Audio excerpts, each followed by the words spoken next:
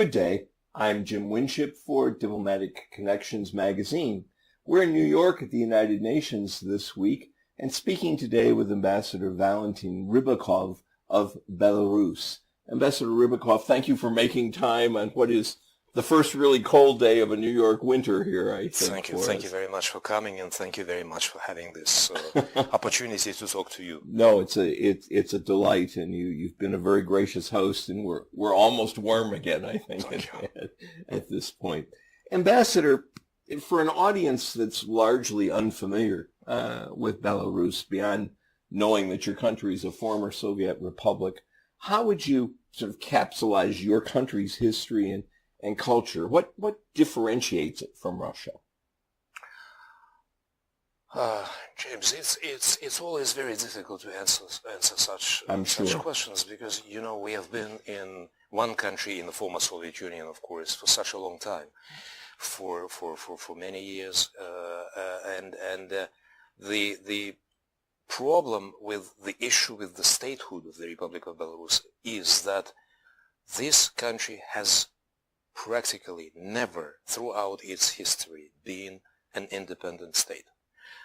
Basically, Belarus, as an independent country, is a very young entity. We actually became fully independent as a country, as a sovereign nation, only after the breakup of the former Soviet Union, which was in 1991, and of course before that, this territory that is now the Republic of Belarus has always been divided between rival powers. It was a part of the Russian Empire, a part of the Polish Empire.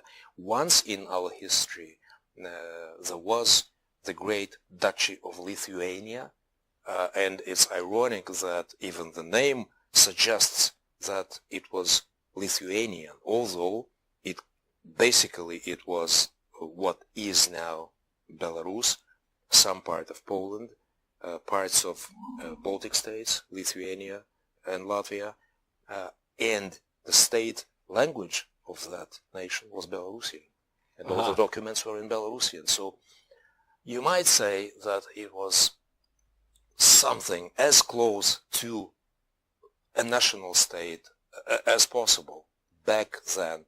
But again, as a fully sovereign, independent nation, Belarus, the Republic of Belarus, was born after the breakup of the Soviet Union. Which meant there was no diplomatic corps, for example, that all of that had to be created? No. The diplomatic corps was there. It was a very limited number of people working. We had the foreign ministry, of course. We might be coming to like the next question as to why. Why, and this can be very easily explained, because when the United Nations was born, was set up, created, actually the Soviet Union, Belarus, and Ukraine got the 3 seats in the United Nations, and basically Belarus was one of the founding members of the United Nations back then. Why it happened? Because, well, of course, some say there is a concept that this was because, well, due to the talent of Stalin, who managed to push through this idea of having 3 seats in the United Nations. But we have a reasonable explanation, because the Soviet Union as it is, and Belarus and Ukraine were the 3 entities that suffered the most in the latest, well, hopefully last World War. Because officially we lost more than 30% of the population to the war. We practically lost, because the territory, the entire country was occupied by the Germans, and it was liberated only in 1944. So everything was destroyed, no industry, no agriculture, huge loss of life. So Belarus, as a country, again, that suffered the most, was given this opportunity to be represented at the United Nations. So we had a very small foreign ministry, in the Soviet Socialist Republic of Belarus, as it was called at the time. It was, I will not even be able to tell you the exact number of the people, but it was close to like probably 15 or 20 people, including the Minister of Foreign Affairs. And of course we didn't have any foreign embassies or consulates, but our diplomats had an opportunity to be here, to serve in the United Nations here in New York. That is why this building in which we are now located, actually the entire floor of this building belongs to us. It's our property. I was going to say that as we sit here. It's Belarusian territory, basically. Right. And Ukraine has a floor of this Ukraine has a floor here, but they do not have their official mission here, because they have it elsewhere. I guess it's 52nd Street here in New York City. But they do have a floor also, right above us, 5th floor. So that's it. Of course, after the breakup of the Soviet Union in 1991, of course, we had to, because Belarus became an independent country, of course we had to establish our own embassies, our own consulates. We had to dramatically expand the foreign service. Basically, that is how I got into the foreign service myself. My very next question. It was back in, I guess, 1993. When I was invited basically to work in the foreign ministry. At the time, we did not have many experts in international affairs. Basically, we had close to none. And of course, the foreign ministry, expanding foreign ministry, was looking for people with the necessary qualifications. One of the major qualifications was speaking foreign languages. Yes, basically, of course. Basically,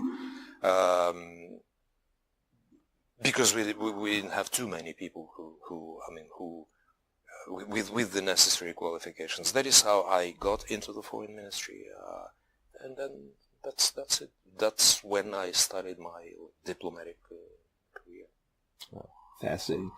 I also noted in looking at your brief biography that a part of your diplomatic training was here in the United States at the Foreign Service Institute. That's true. They actually, I always proudly say that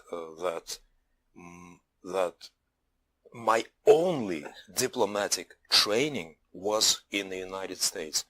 I was here in Washington, D.C. for 3 months. And basically, I completed a training course for a basic diplomatic training course for U.S. diplomats. Yes. Because it was an idea. It was early 1994. So they invited, the State Department invited professionals, diplomats from all over the Soviet Union, with the exception of Russia and Baltic states, because I guess they had a different program. And we were there in the Foreign Service Institute in Washington, D.C. For 3 months. And we, as I said, we completed a basic training for U.S. diplomats who would, after having completed such a similar course, would be invited to work in the State Department, basically. So fascinating. And then later, 1 year later, when I came to Washington, D.C. to serve in my embassy, my residence was in Arlington, Virginia, which was a couple of blocks away from this Foreign Service Institute. Yes, right. I can picture it exactly. Fascinating. Yes. Have you stayed in touch with other members of that program, class? We have stayed in touch for some time because, life is, especially for diplomats, as you might imagine, is such that people would be stationed overseas in different countries. Yes. When I was stationed in Washington, D.C., I even came across a couple of people from the same program who were serving who were posted back in Washington. Absolutely, in the embassies of respective countries. Yes. No, I mean, it is interesting because I think that's very true of those training programs, whether it's in the Foreign Service Institute or the War College. Those international programs actually build some bonds between professionals that play out over many years. Absolutely, James. And of course, I mean, this, even you might have a great number of diplomats in different countries, but basically the crowd, the people are more or less the same. So you come across the same people, either here in New York, in the United Nations, or in Geneva, or in Vienna, at international gatherings, international conferences, seminars, etc., etc. So of course, you create, very strong ties, very strong bond with certain people, and it helps. I mean, there are official relationships and there are personal relationships, which is very and important. Sometimes they reinforce each other. Absolutely, and sometimes they are even more important than personal relations, more important than official relations, especially in a place like New York, like the United Nations. Yes, where everybody is here, absolutely. Essentially. Yeah. Yes, absolutely. Well, Belarus has such a fascinating 20th, now 21st century history. I mean, you were present at the disintegration of the Soviet Union and there to help midwife the Commonwealth of Independent States into existence. And of all the former republics, it seems that perhaps Belarus has maintained the closest relationship to Russia. Why is it? What makes that relationship with Russia so key to the political and economic life of Belarus? I mean, I know one obvious answer is geography right away, but there's more to it than that. Geography, yes, absolutely. As I said, we have been in the same country for many years. We have been, when I was, basically, I myself it's a fact, of course, which is in my official biography. I was born in the middle of Russia, in the middle of Siberia, as I would always say, especially, I'm sorry to say, to some Americans who are not necessarily very, very versed in geography, especially young Americans, halfway between London and Tokyo, as I would always say. And I moved, I ended up in Belarus when I was less than 2 years old, basically. And I grew up in Belarus. I graduated from high school in Belarus. I graduated from a linguistic university in Minsk, in the capital of Belarus. And then, of course, I'm an ethnic Russian, but I'm a citizen of Belarus. And that is a part of the explanation why we are so close. We did not have any borders, as you of course know, in the former Soviet Union, and it did not absolutely matter. You could be in the same classroom with people, and you would not have any idea what their nationality, what their ethnicity was, whether they were Russians or Belarusians or Ukrainians or people from Baltic countries. I mean, it did not matter absolutely. We have on a political level, on economic level, on humanitarian level, we maintain a very special relationship with the Russian Federation, and this relationship will always be special, and this is a fact, and this is something that hopefully will never be, destroyed. We have economic connections that make our economy, if you wish, dependent on Russia, and some branches of the Russian economy, some Russian companies, dependent on Belarus. In the former Soviet Union, Belarus was always known as the assembly shop of the Soviet Union, because we would get components from all over the Soviet Union, basically from Russia, especially from Russia and Ukraine, because they are neighboring countries, Baltic states also. And all the finished products would be manufactured in Belarus. We had in the former Soviet Union a very well developed industry, agriculture. We have not only managed to preserve everything that we had in the Soviet Union, but put it to a more advanced level. That is why basically we are so successful in industry, in agriculture, in science, technologies, etc., etc. Also, again, as I said, on humanitarian level, you have many mixed marriages, of course. You have people living in Belarus, living from people representing absolutely different nationalities. What is important is that the Republic of Belarus is the only country in the post-Soviet space that has never, since the breakup of the Soviet Union, had a single conflict of any kind, basis of nationality or religion or culture or values or whatever. We have never had, unfortunately, all the other republics of the former Soviet Union have had conflicts of with Moscow. No. I mean even internal conflicts. Internal conflicts, not with Moscow. No, forgive me. I wanted to be clear. Yeah.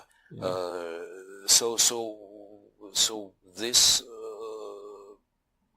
can probably be explained by the nature itself of the people living in Belarus.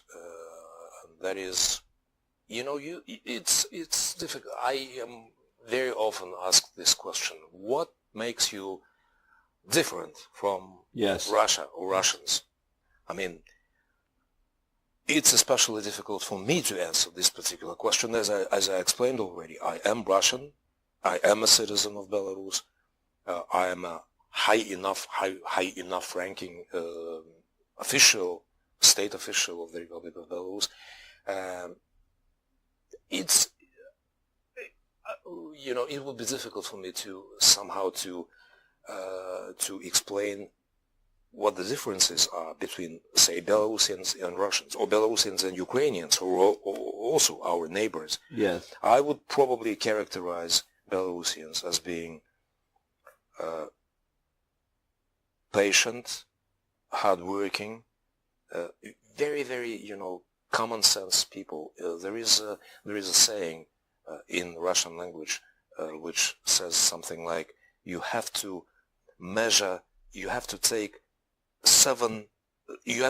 make measurement 7 times before you cut it. Yes. Yes. That's, probably the best characterization for the people of Belarus. Again, they are very patient, very, very tolerant, very hardworking, very, very common sense people. Yes, I would say. Americans must be impatient, because the American equivalent would be measure twice, cut once. Cut once. So no, it's 7 times as much. It's measure 7 times. It's practically a word for word translation of this saying. Right. Measure 7 times before you cut. Right. In fact, Belarus understandably has its very close relationship with Russia. At the same time, you have, as an independent country, also begun to look in the other direction, if you will, to look to Western Europe particularly, and to building a relationship with the EU countries and with the other countries in Europe. What are the goals for Belarus looking west as well as east at this point? This is a common, I would say, common misunderstanding. It's not that we all of a sudden started looking west. It always means that we have some confrontation with the east to look west. That is absolutely not the case. The foreign policy of the Republic of Belarus can be described briefly by one word: diversification.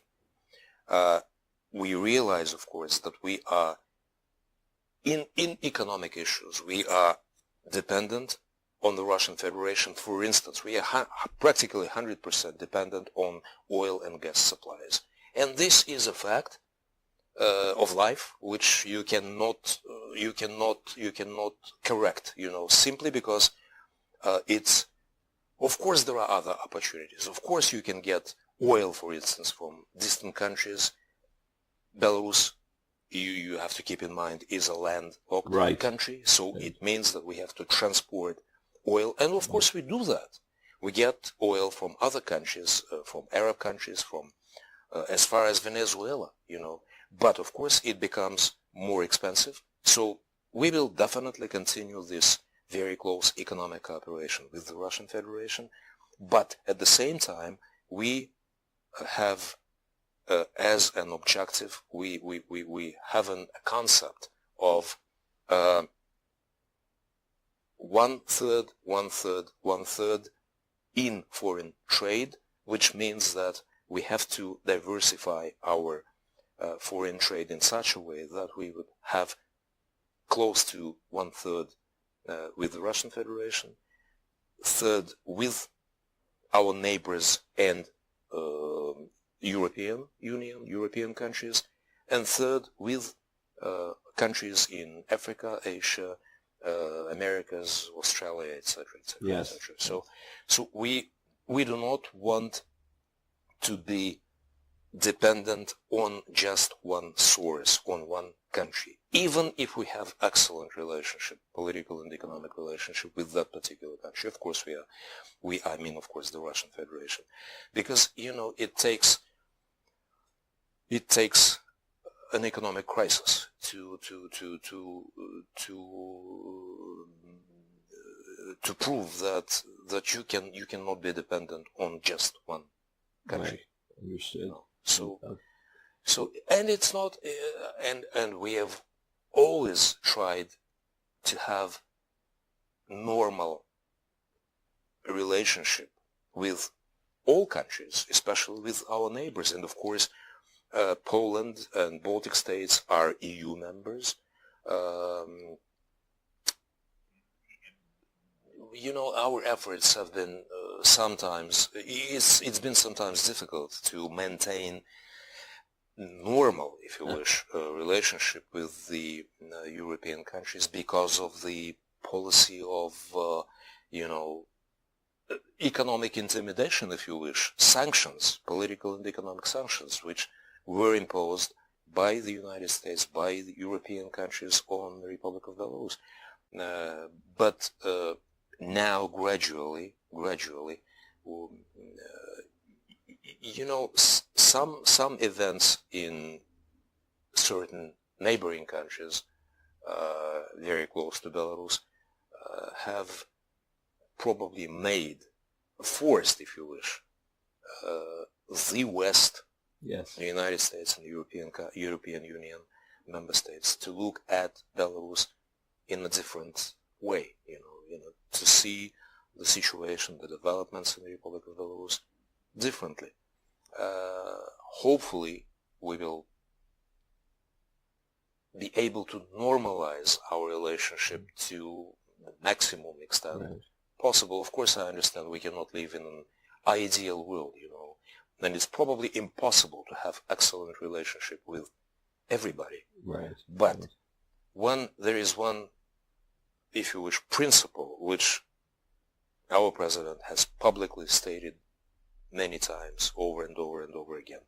And the principle is, we never make friends with somebody against somebody. So it means that to some observers it looks like we have some issues or some problems with the Russian Federation. That is why we all of a sudden turned west or north or south or whatever. It's absolutely not the case. It's not that. And we should say that Europe is turning east at the same time. Absolutely. I mean, because you have to how can you, I mean, for the European Union, of course, it's their business, but how can you not look east if you have countries like India and China and Japan in the east? I mean, Yes. you have the same, basically, you have the same policy of trying to diversify your economic relationship with any countries, all countries of the world, irrespective of the fact whether you are Belarus or Ukraine or France or Russia or anybody else. Well, you did not name it. Let me do this. In terms of the issue of sanctions and so forth, I presume we're talking about the issue of Russia and Ukraine at this point, and the Crimea and the future of Ukraine. No, Jim. No? When I was referring to sanctions, I was referring to political and economic sanctions that were first introduced in the 90s, when there was absolutely no issue of the Ukrainian situation, Crimea, etc., etc. Well, sanctions were introduced allegedly for human rights violations in the Republic of Belarus, and we had a situation when we had close to a few hundred people on the list of people whose entry to the United States and to the European Union was prohibited, for instance, starting from the president, and going all the way down to ministers, deputy ministers, etc., etc., which was now the situation is different. Sanctions have been either completely withdrawn, cancelled, or suspended at least.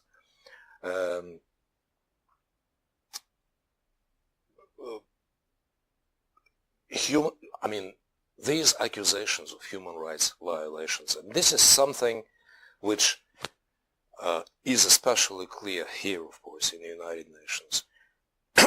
Any sanctions, whether political or economic sanctions, are a political weapon. That's it.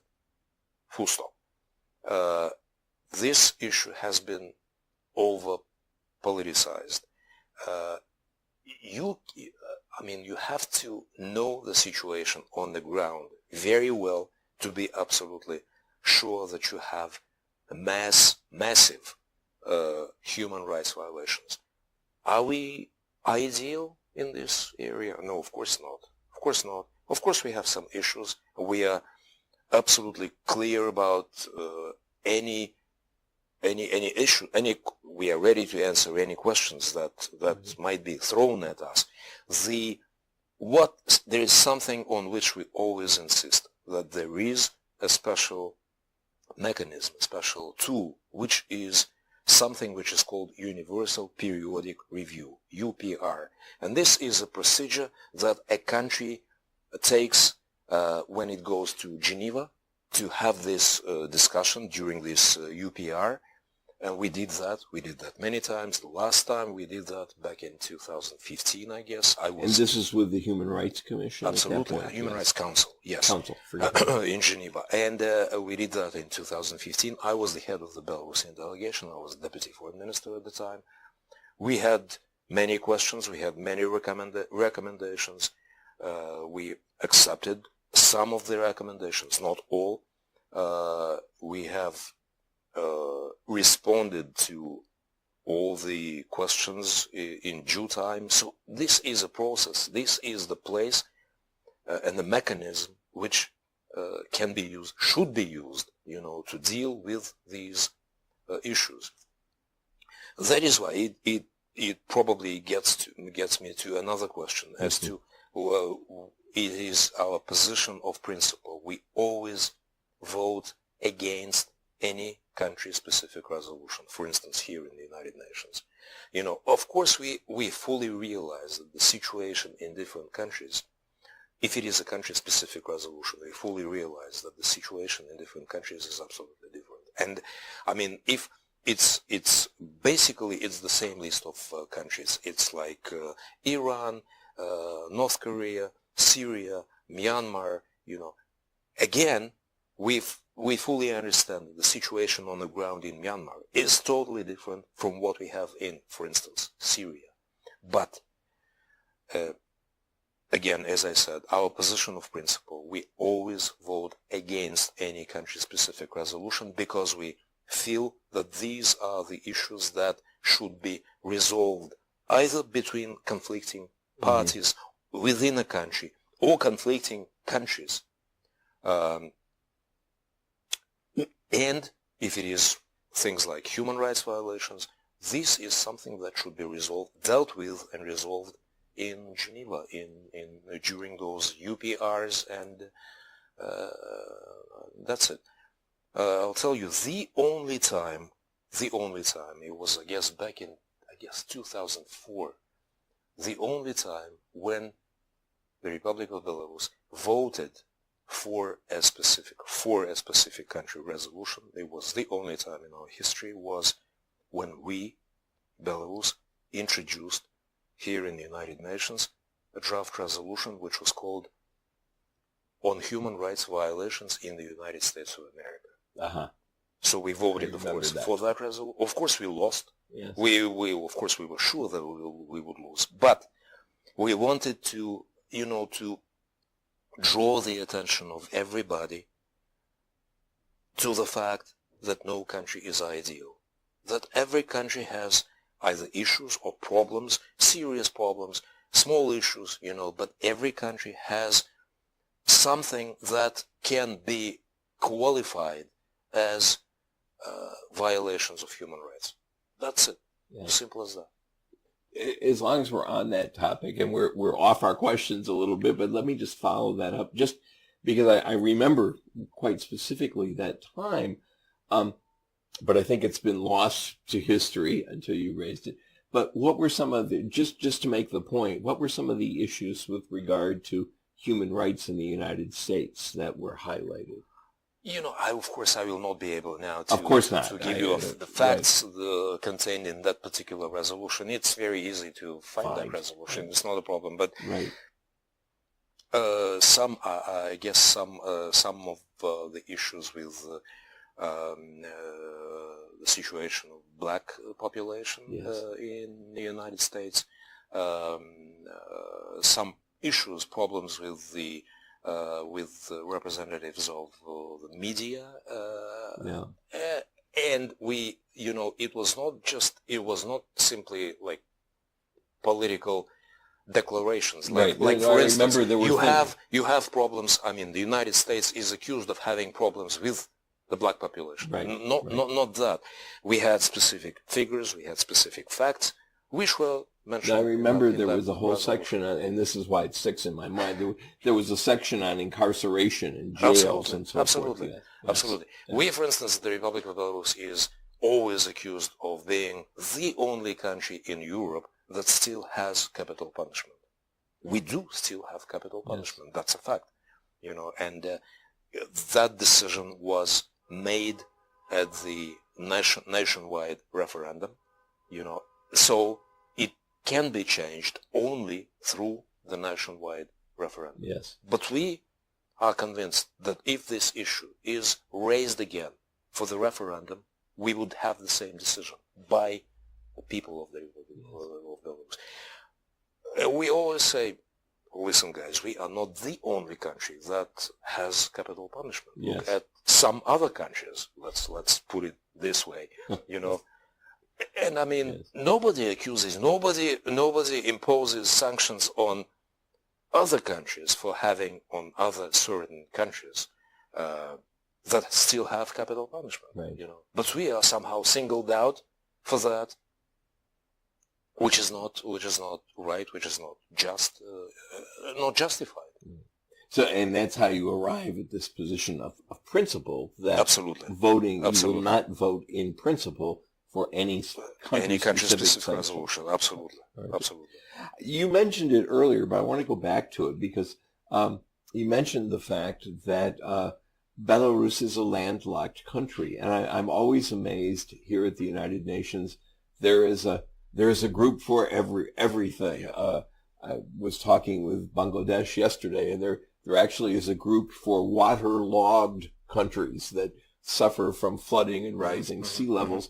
In this case, and I don't mean to make light of it, but in fact, Belarus is part of a group of landlocked countries that encounter certain specific problems. And at the top of that is always Switzerland as the most economically developed of all. But Belarus has actually been quite successful as a landlocked country and as a landlocked country with economic growth and development and so forth. Are there lessons for because as we go lower on the list of landlocked countries, of course, we're looking primarily at Africa, a handful in Latin America. What lessons perhaps does Belarus have to teach other landlocked economies?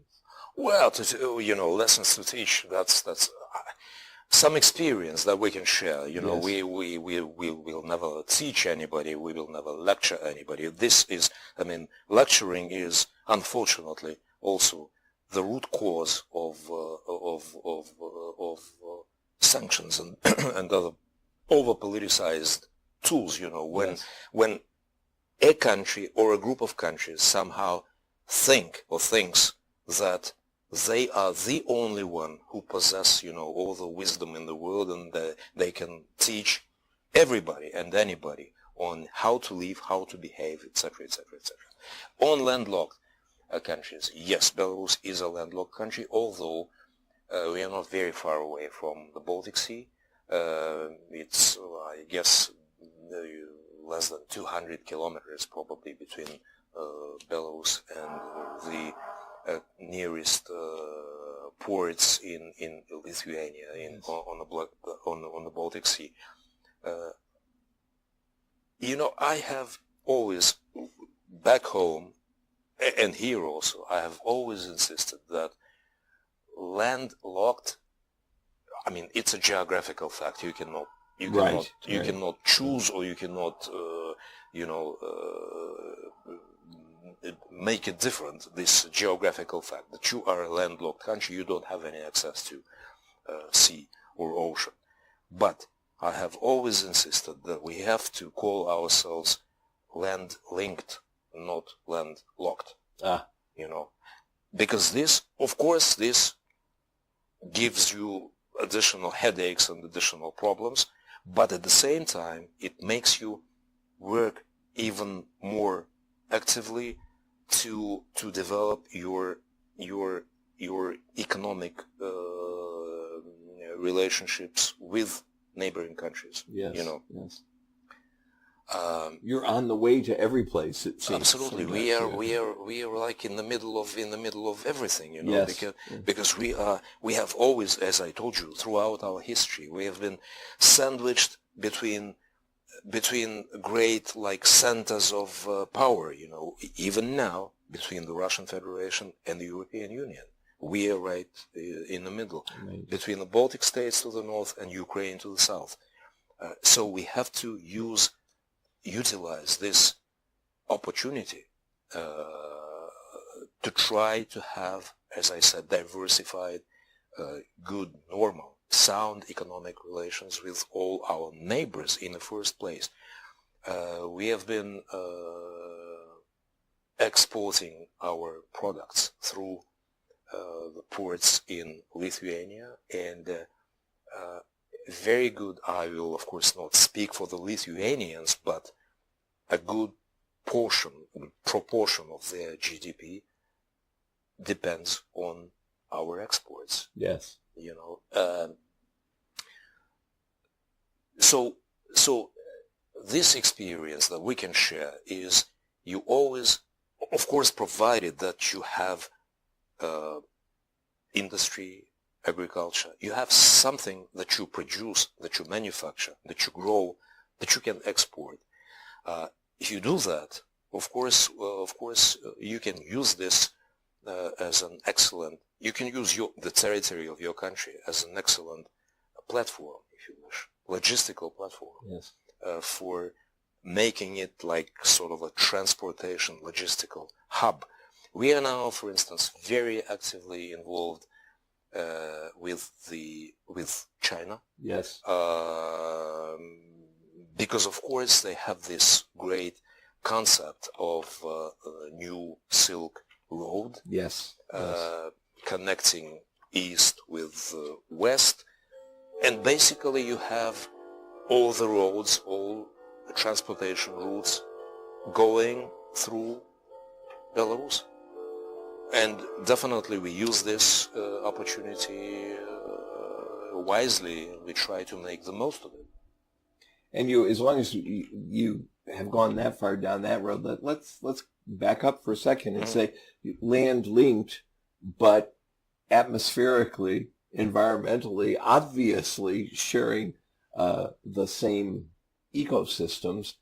In this case, Belarus, perhaps not well known, but in many ways the country most victimized and still victimized by the Chernobyl nuclear accident and the impact of radioactive fallout on your country. How did Chernobyl, how does it still impact Belarus?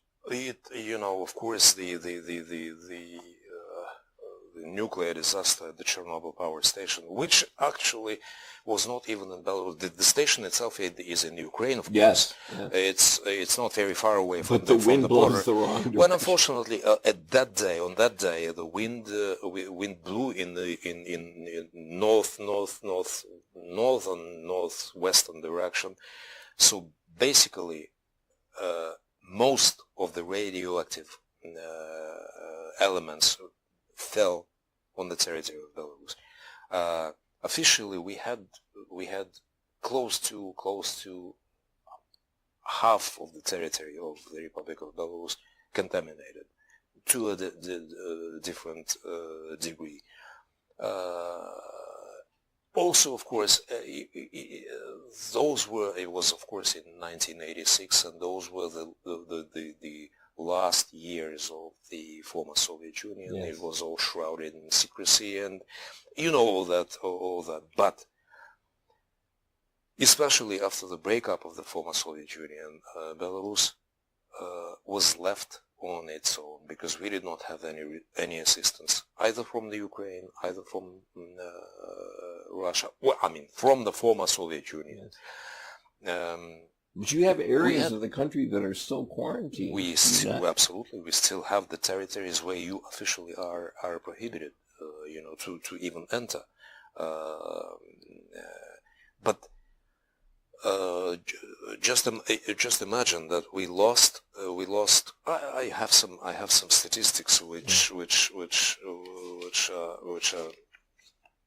just terrifying. We had close to 140,000 people who had been evacuated and would never be allowed to get back to this day, they have not gone back to their homes. No. We had thousands of people who were evacuated, who would later be allowed to return if they wished to. We still have a sizable number of people who are living on contaminated, areas. So you just can imagine, for a country after the breakup of the Soviet Union, the country not, shall I say, not the richest country in the world yet, at least, hopefully. We had to deal with huge financial and economic and human problems. We had to resettle those people, and you have to keep in mind that most of the people who had to be evacuated and resettled were from the rural areas. And they, of course, were evacuated to cities and towns. Yes. So you had to provide jobs for those people, the necessary skills, education, schools, kindergartens, etc., etc. Huge medical problems, thyroid cancer and other types of cancers in those territories. So we lost, officially, this is the amount which we basically lost it's close to 235 billion US dollars over the years since that tragic event happened in 1986. We have learned to live with this. We have accumulated very rich, scientific knowledge and experience, which actually we happily shared, for example, with the Japanese after the Fukushima event. Actually, Japan was one of very, very few countries that helped Belarus financially, economically. Japan would receive Belarusian children in summer, for like rest and recreation. Another country which I should single out for that is Ireland, that also had very good humanitarian projects implemented in the Republic of Belarus, also related to assisting our children. When Fukushima happened in Japan, we responded in the same way. We invited, and we still invite every year, we invite children from Japan, from the affected territories, to come to Belarus for a month, 6 weeks, to have some rest and recreation in Belarus. Puts a very human face on what otherwise looks like a technical problem. Yeah, absolutely. Yes. And the problem still, it is there, the contamination is there. As far as I'm not, of course, a nuclear scientist, but as far as I know, there are territories, small patches of the territory that will basically be contaminated for like hundreds of thousands of years, which is a long time, to say the least. That said, can we go back just for a moment to the breakup of the old Soviet Union? And Belarus was one of the territories on which nuclear weapons were emplaced and stored. And as well as highly enriched uranium materials and so forth. How was that handled at the time of the breakup, and what happened to that nuclear arsenal that was not yours per se, but was stored? Yeah. It was, well, I mean, we can of course debate this issue, whether it was ours or not ours. I mean, it was the Soviet weapons, which was, and Belarus was a very, very good and very active part of the Soviet Union. But Belarus was probably in the Soviet Union, I would venture to say, one of probably the most militarized countries in the world, definitely in Europe, in the world, simply because we were always the westernmost part of the former Soviet Union. And of course we bordered on friendly, at the time, very friendly countries in the same Soviet bloc, countries like Poland and other Eastern European nations, but still we were on the forefront, in fighting all the efforts of the evil, West. Yes. So and equally so, vice versa. Absolutely. In terms of war planning and so forth. Yeah. Yes. That was the sort of military superhighway between East and West. Absolutely. For better and mostly for worse. So we had huge stockpiles of both conventional and nuclear weapons.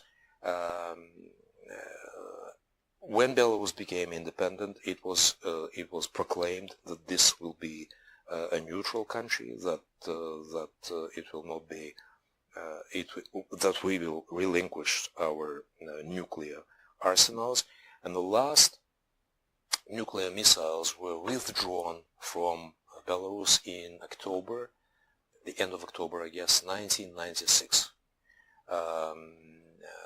So last year we had some events dedicated to this 20-year anniversary of the withdrawal of last nuclear weapons.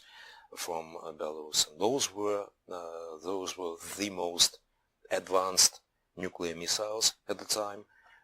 So they were withdrawn from Belarus back to the Russian Federation. Yes. We also had, it's interesting. We are always discussing and debating this issue of nuclear weapons, which of course is very important. And again, we withdrew the last nuclear missiles in 1996. But Belarus is also a part of the CFE treaty, Conventional Forces in Europe yes. Treaty, and we had huge stockpiles of conventional weaponry, the most advanced tanks, armored personnel carriers,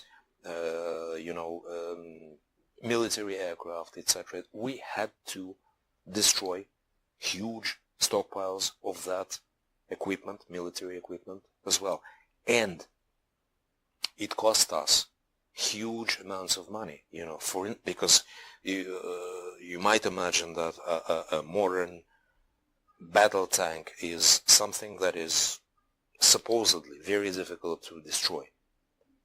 I mean, even in the battlefield. Yes. But irrespectively of whether you try to destroy it in the battlefield or in peaceful conditions, it's very expensive.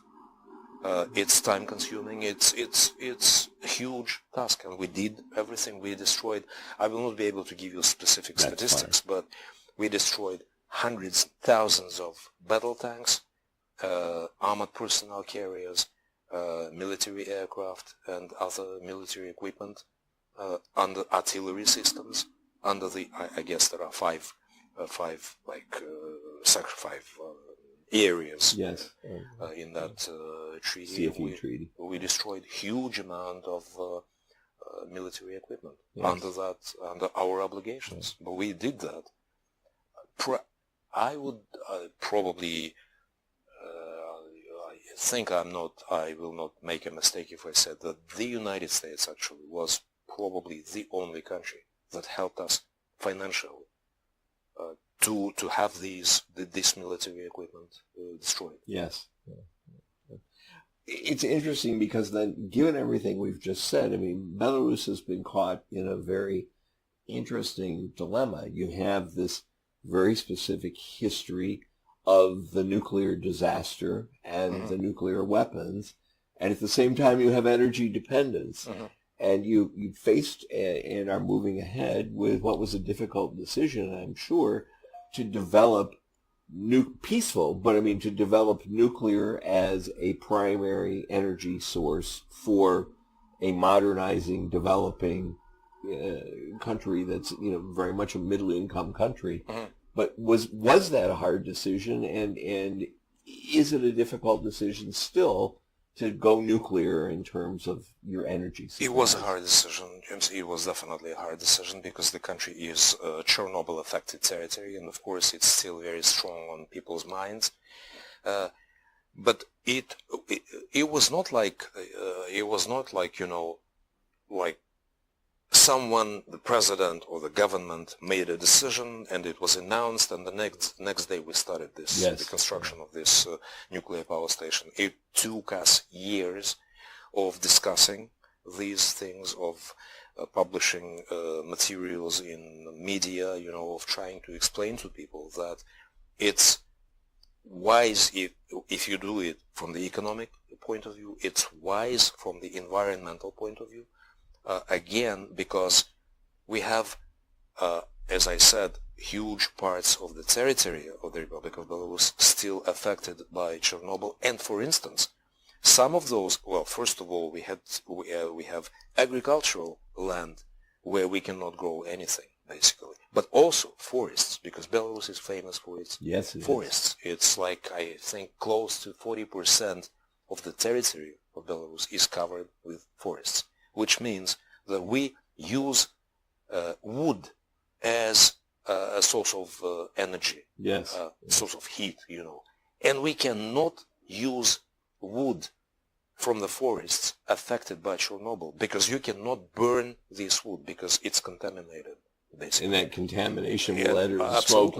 Absolutely. And Belarus is a small country, Yes. and it basically means that we will be a threat to everybody, to humanity, if you wish, not necessarily only to us, to its own people. So we made this decision. Again, as I said, it took us years of patiently working with the population, persuading the population. Then the decision was made. We are very actively building this nuclear power station.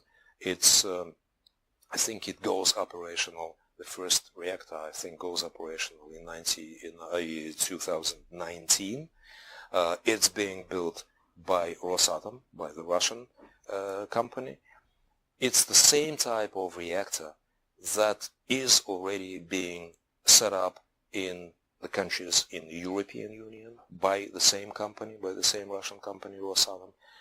They are discussing now, they will be building, I guess, in countries in the north, also in Asia, in the Middle East, same type of reactor. This is the most modern, the most safe and secure type of reactor, which is very different than what the Chernobyl reactor was. Absolutely, yes. Absolutely.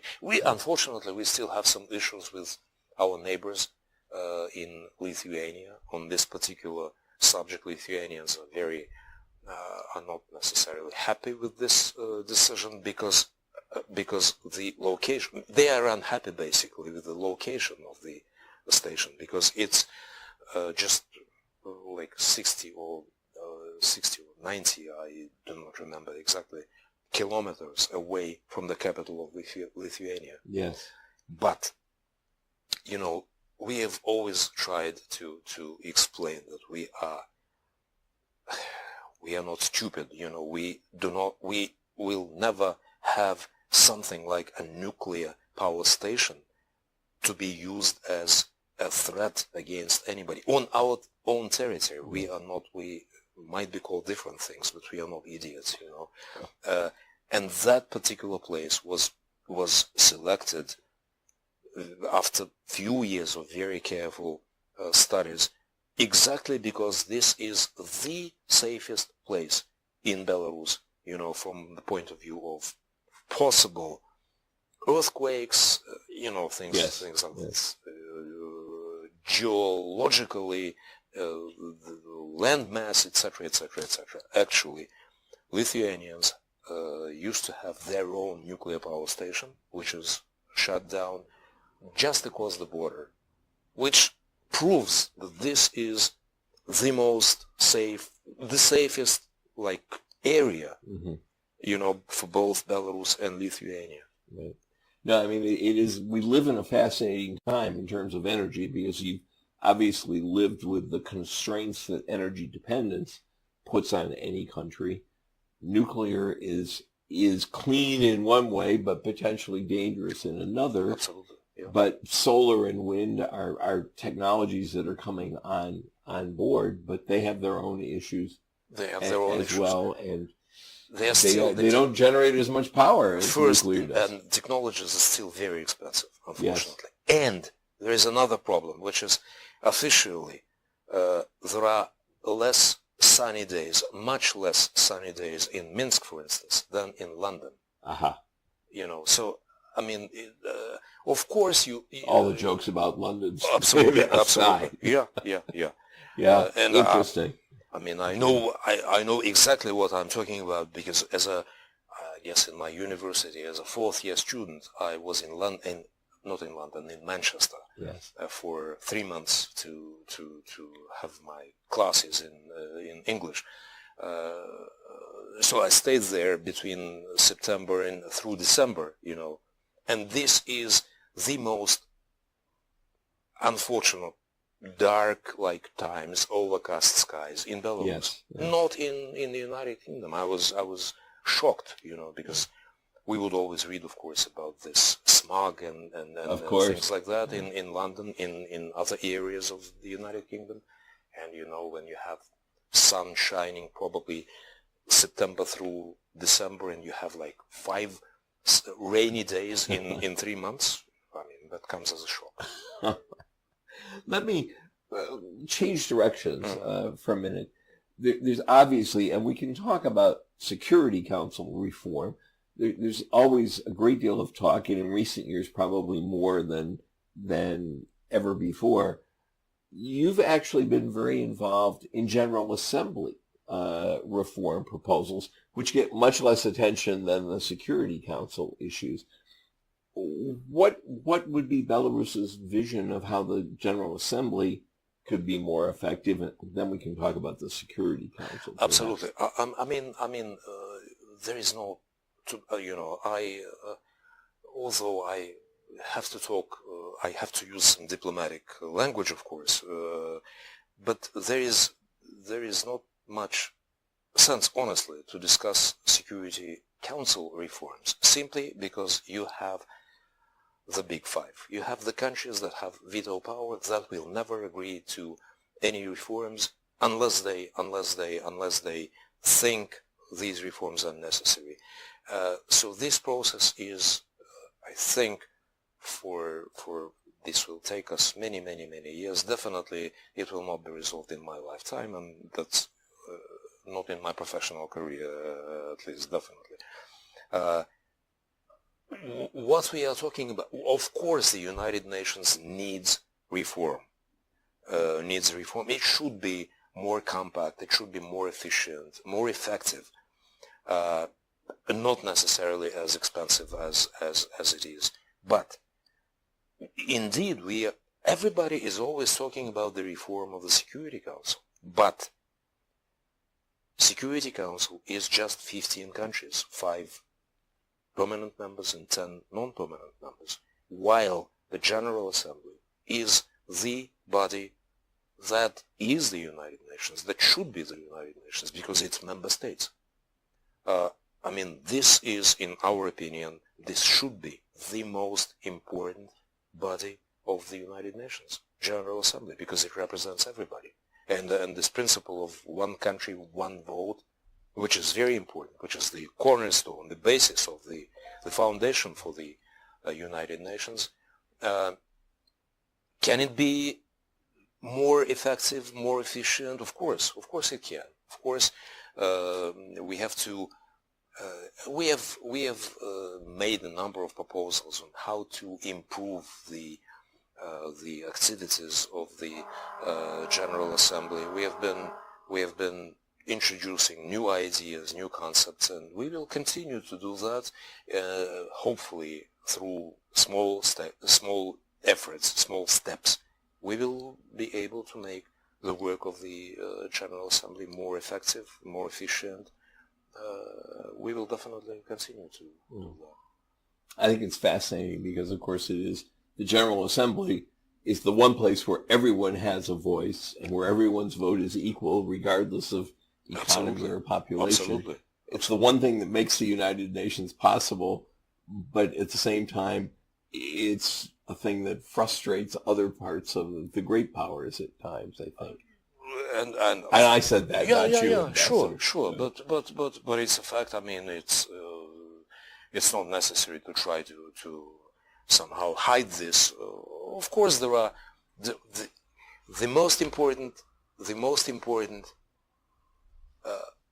aspect, I would say, thing about the United Nations is that this is the platform, if you wish, where you can have a meaningful dialogue, a meaningful discussion of any issue that is of interest to this or that particular country or group of countries. That is why, again, getting back to the sanctions, if you use a sanction, it means that you are not talking, you are not discussing anything. You do your best to try to isolate a country. In this particular aspect or in those aspects, geographically, etc., etc. I mean, the most important thing is a dialogue. If you have to sit at the table and try to resolve to discuss your issues and resolve the conflicts, because even if even if you sit at the table just to shout at each other across the table, it's still a dialogue. It's still a discussion. It's better than just imposing sanctions and not talking to each other. Now, let me do what you did a few minutes ago in terms of borrowing your devil's advocate hat for a second. The counter to that position might be that, economic sanctions were designed in the Charter to be a sort of halfway house to avoid military coercive action. So my question is, given what you've said, are there ever times when economic sanctions are effective? Can you give me a single example of when economic sanctions become effective? Look, there are some, of course, famous examples of, like Cuba, for instance, which has been under sanctions for many, many, many years. It is still alive. It is still very much alive. It will definitely keep that way. Yes. We have been, and we discussed this, we have been under sanctions from the United States, from the European Union for a long time. And does this mean that we will not survive that? Of course we have friends in other parts of the world. We have friends, of course, with the Russian Federation, China, India, African countries, Middle East countries, etc., etc. So you, in this day and age, you cannot physically isolate a country. And I'm absolutely sure that any sanction, whether political or economic, is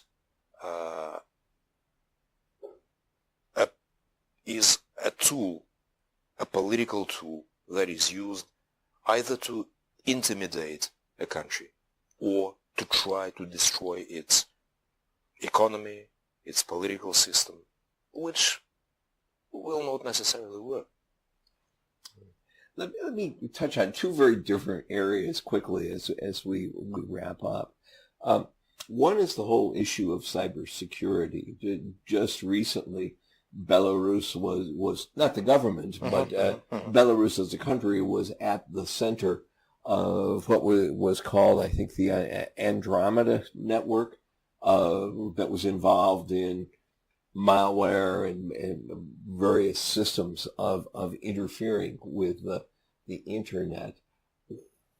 How should the UN be involved? What is its role where everyone is struggling with both cybersecurity and cyber enforcement? On the one hand, you have all the promises of free speech, and on the other hand, you have rank abuses, often for criminal purposes, of those.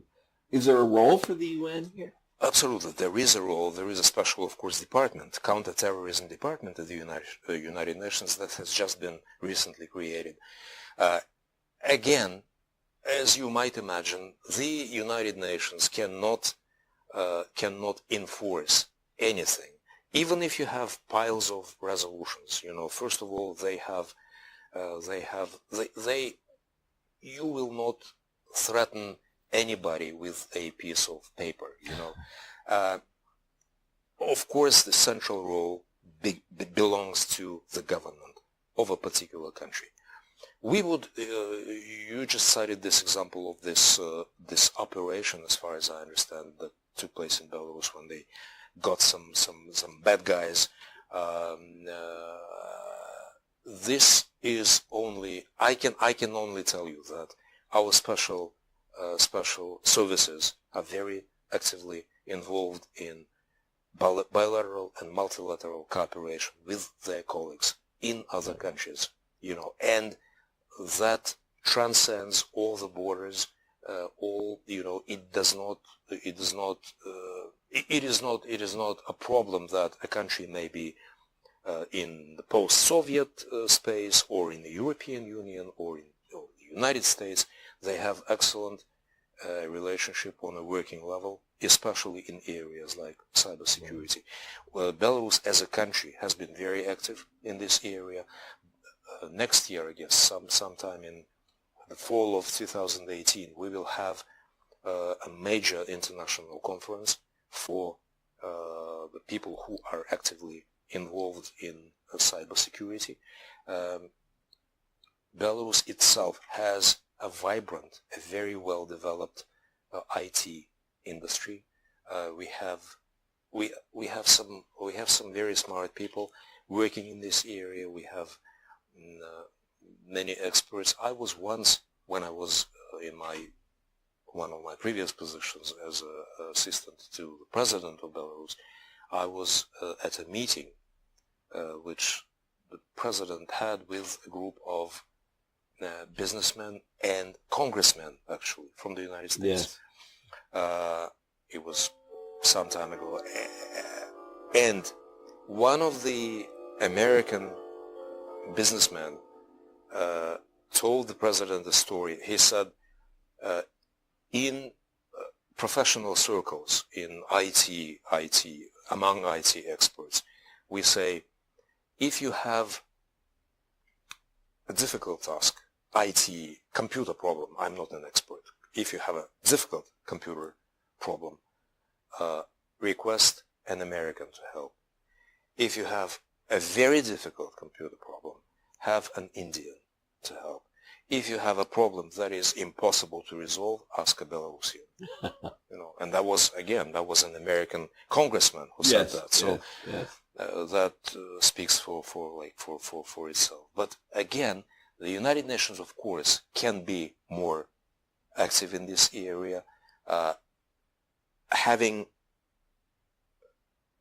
trying to organize meetings of experts, international conferences, trying to foster cooperation between the countries in this area, because this is something that does not recognize any state borders. Right. It's like a disease that it's like terrorism that does not that feels comfortable in any environment, that does not recognize state borders, does not recognize state sovereignty, and it's especially if it's for profit, and I understand the amounts can be huge. So definitely it needs concerted efforts of everybody to get involved and to try to fight this scourge. It is like all technological innovations. Absolutely. It's double-edged. Yes. There are gains and there are new threats that are born of it. Yes. Let me ask one last substantive question, then a couple of questions about your career. But Belarus and China and everybody. I mean, China as the rising power, obviously inherited a Security Council seat, but you're also deeply involved with Chinese investment, and there's something, I think it's called the Great Stone Center or something like that. Yes. That is part of Belarus developing a relationship with China. How has the rise, if you will, of China impacted international diplomacy? I mean, clearly it's more active than it had been for decades internationally. How has Belarus adjusted to the rise of China?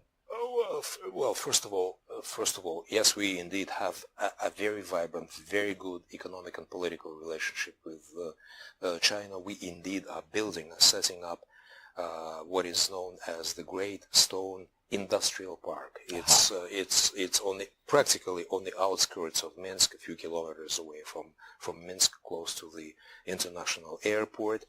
And this is a part of our strategy, which we already discussed. Right. Being land linked, trying to be a hub for logistical hub, economical hub for companies, like for Eastern companies wishing to work in Western markets and vice versa. So this will be a group of companies that will be producing the most, and that was the demand given, the task given personally by the president of the country, of Belarus, that this should be manufacturing facilities that will produce the most modern, the most advanced equipment, whatever, medical, pharmaceutical, chemical, etc., etc., etc. So we have been, for many years already, we have been developing very close economic cooperation with China. Of course, we understand, the differences between the two countries, of course, with the entire population of Belarus being probably half of the population of Beijing, of course we are different. We are different in many ways, but China is interested in having a platform in Belarus, which is, as we discussed, in the middle of everything. Right. And it's for them, it's access in beyond Belarus. Absolutely, to the West. absolutely. And this is the goal for this industrial park and other companies. We have many companies, Chinese companies, working in the Republic of Belarus. We have excellent political relationship. Our leaders, our president and Chairman Xi of China have very good personal relationship. They met a number of times, both in Minsk and in Beijing and in other places. We will definitely continue this very fruitful relationship, and it's good for everybody. It's good for us. It's good for China, and it's good for other countries. Yes. And Chinese diplomacy, of course, you're absolutely right. Of course, has become very active, and that's understandable because the country is huge, population is huge. Economically wise, this is becoming one of the major, if you wish, centers of yes. power. So of course they have to use their diplomatic facilities, their embassies, their missions here in the United Nations and elsewhere very actively, which they do very wisely, as Eastern wise people do. Yeah. I'm going to ask a very personal question, and sure. you please handle it however you might be comfortable with. I'm struck by the fact that you've lived through, and I guess I can fairly say we have lived through an era together, but you have lived much closer to the realities of what the Soviet Union was, of the breakup of the Soviet Union, of the emergence of Belarus as a sovereign country, and building, as we talked about at the beginning of the interview, building all the institutions of sovereignty. How have those events affected you and your career personally? Did that change the direction of your career and change the way you approach diplomacy? Absolutely. Because let me be absolutely frank. If we continued to live in the same country, in the Soviet Union, I would probably never, ever become a part of the diplomatic system, become a part of the diplomatic service of the Soviet Belarus, whatever you call that, something that would have existed if the Soviet Union would not break apart. Because the diplomatic service in the Soviet Union, like probably in many other countries, was a very closely guarded, yes. institution. It was very difficult, if not impossible, to get into that service. My first posting abroad was in 1980 when I graduated from from the interpreters department of the Linguistic University in Minsk, and I was stationed in the Soviet embassy in India for 5 years in New Delhi, and I was the head. I was 21 when I came to New Delhi, and I was the head of the section of interpreters for the then Soviet embassy in New Delhi. And of course I was not a diplomat at the time, and I never even, not even dreamed, but I never even thought of one day becoming a diplomat, because I was convinced that was absolutely impossible. Yes. I would not even think about this. When the Soviet Union broke up, I was very often, in my first posting in Washington D.C., I was very often asked this question: how did you feel when you realized that the Soviet Union broke up? And I would always tell Americans, how would you feel if you wake up one fine morning and you realize that the United States is broken up into 50 independent countries, and you are living in one of those 50 independent states? You know, when you have to build all your institutions from scratch, when you have to build ministries, you have to build your foreign service and open embassies. You have to think for yourself. It's, you know, because in the former Soviet Union, all you had to do was to produce, to produce as good quality as possible things, different things, trucks, whatever.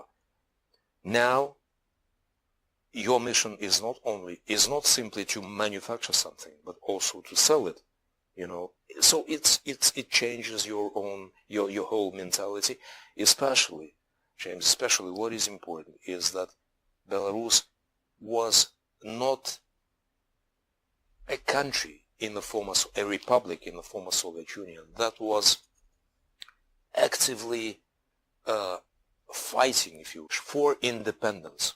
Yes, yes. And you know, when it happened just like this, you wake up and you realize that you are living in an independent country, you know, and it was, I can definitely tell you, it was a shock, various degree shock for everybody, you know, because most of the people would never even think that this was possible, you know, and I do not think there were many analytical experts anywhere, either in the former Soviet Union or in the West, in the United States and Europe, who would predict the demise of the Soviet Union, you know. But it happened. Actually, it happened in Belarus, as you know, because this agreement on the dissolution of the Soviet Union was signed in Belarus. Yes. In this Belovezhskaya Pushcha, which is a famous, huge forest. Anyway, that's part of history, but that's how it felt, and of course it changed profoundly both my career and careers of many people around me, because again, as I said, I joined the foreign ministry, which I would probably never, well, not probably, never be able to do in the former Soviet Union. And my entire life since 1993 has been associated with the foreign ministry, because even when I was in the presidential administration, working as an assistant to the president, I was still considered to be a part of the foreign service. Right. So, let me wrap up with the question. Given everything you've just said, let me put you in the position that you're the last diplomatic slot in your career is training the next generation of Belarusian diplomats. What lessons would you draw from your experience that you would want them to know at the beginning of their careers? It's basically, James. It's very simple.